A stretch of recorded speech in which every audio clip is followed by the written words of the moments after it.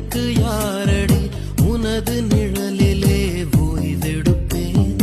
உனது சுவாசத்தின் சூட தீண்டினால் மரணம் வந்தும் நான் உயிர் தெழுவேன் உன் முகத்தை பார்க்கவே என் விழிகள் வாழுதே பிரியும் நேரத்தில் பார்வை இழக்கிறேன் நானடி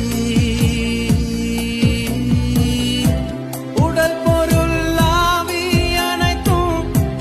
உனக்கெனவே தருவேன் பெண்ணே உன் அருகில் வாழ்ந்தால் போதும் கண்ணே கண்ணே தந்தை அன்பு அது பிறக்கும் வரை